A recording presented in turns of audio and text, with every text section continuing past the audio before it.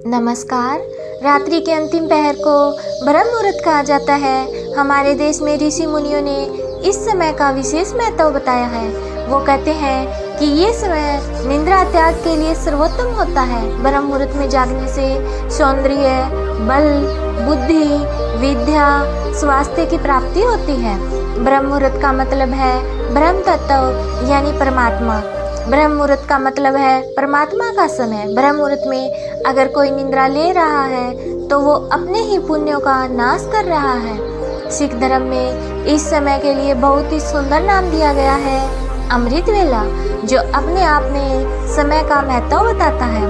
प्रभु की भक्ति के लिए भी ब्रह्म मुहूर्त को सर्वश्रेष्ठ कहा गया है। इस वीडियो में हम बात करेंगे कि ब्रह्म मुहूर्त में जागने के क्या फायदे हैं, कैसे आप जाग सकते हैं और जागने के बाद आपको क्या करना है, और ब्रह्म मुहूर्त में जागकर आप कैसे अपनी किसी भी इच्छा को पूरा कर सकते हैं। हिंदू धर्म में दिन भर में 30 मुहूर्त बताए गए हैं। उन मुहूर्तों में से सबसे शुभ मुहूर्त है ब्रह्म मुहूर्त। कहा जाता है कि इस समय सभी देवता पृथ्वी लोक पर भ्रमण पर निकलते हैं। इस समय शुभ कार्य करने से वो पूर्ण होते हैं। इस समय आप जो भी इच्छा रखते हैं वो पूरी होती है। इस समय आप पूजा अर्चना और मेडिटेशन कर रहे हैं तो भगवान का आपको आशीर्वाद मिलता है। ब्रह्म मुहूर्त हमारा अपना समय होता है, यानी हमारे खुद के लिए होता है। सुबह से रात तक हम दुनिया के काम, दुनिया की जो डिमांड है उसको फुलफिल कर रहे होते हैं, लेकिन ये जो स्वयं का समय होता है ये ब्रह्म मुहूर्त का होता है। इस वक्त आपके पास ऊर्जा बहुत ज़्यादा होती है। आप जागरूक होते हैं, तरोताज़ा होते हैं और आप अपने अंदर झांक कर देख सकते हैं। अगर बात करें अष्टांग हृदय की तो आयुर्वेद ग्रंथ में लिखा हुआ है कि ब्रह्म मुहूर्त में जागने से उम्र बढ़ती है और बीमारियों से बचने में भी मदद मिलती है। ब्रह्म मुहूर्त में जागने से जो रिसर्च बेस्ड बेनिफिट्स हैं, शोध हुआ है, वो मैं आपको बताती हूँ।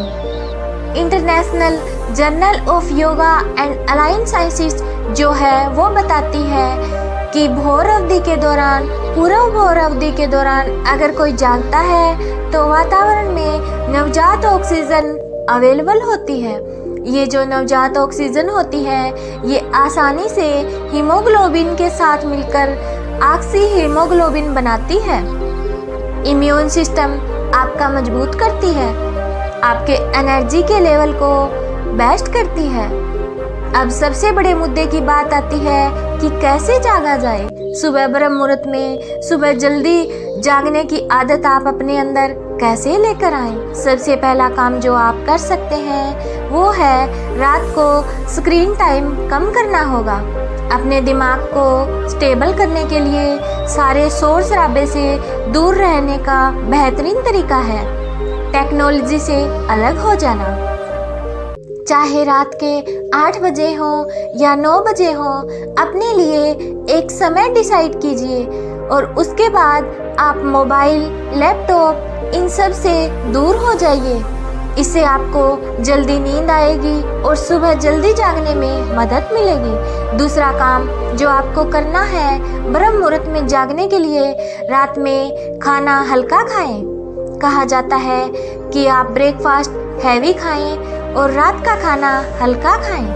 हल्का भोजन जल्दी पच जाता है जिससे आपको अच्छी नींद आ जाती है और एसिडिटी और अपच जैसी जो प्रॉब्लम्स हैं वो नहीं होती। फॉर एग्जांपल, आप सूप के साथ में उबली हुई सब्जियां या पौष्टिक सैलेड आप ले सकते हैं।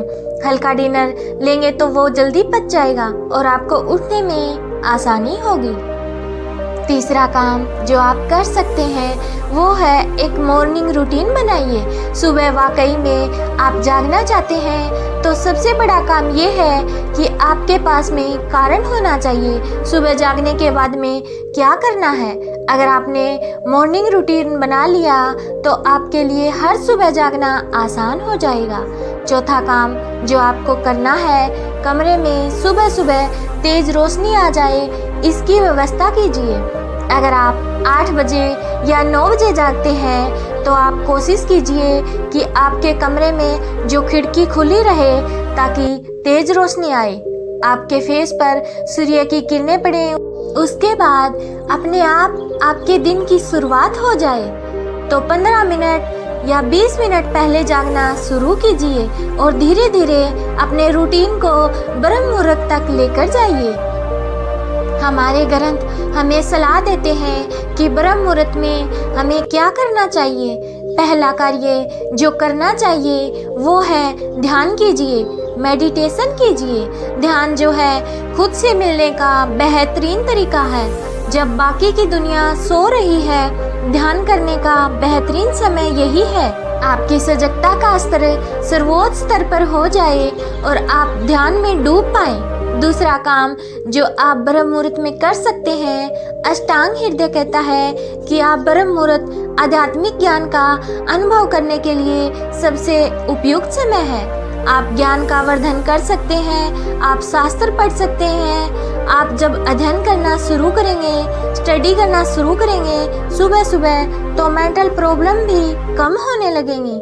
तीसरा काम जो आप ब्रह्म मुहूर्त में कर सकते हैं, प्लानिंग कीजिए, योजना बनाइए।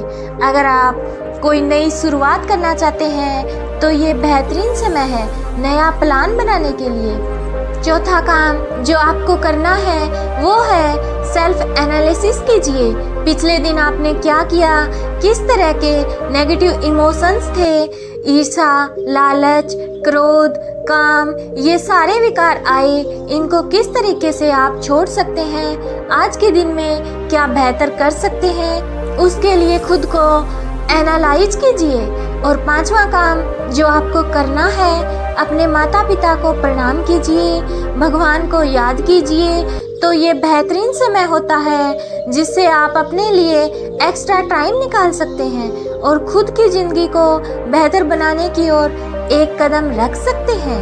नेगेटिव सोचना बंद कीजिए। ब्रह्म मुहूर्त में अगर आप नेगेटिव सोचना शुरू करेंगे तो पूरे दिन आप तनाव में घिरे रहेंगे। आप नकारात्मकता से दूर रहें, दुर्व्यवहार से दूर रहें और ध्यान में, ज्ञान में और अध्ययन में अपना समय लगाएं। सेहत बनाने पर अपना समय लगाएं। मॉर्निंग वॉक पर जाएं, तभी आप इस ब्रह्म मुहूर्त का सही फायदा उठा सकते हैं। फिर मिलेंगे अगले वीडियो के साथ। तब तक आप स्वस्थ रहिए, मस्त रहिए और हमेशा मुस्कुराते रहिए।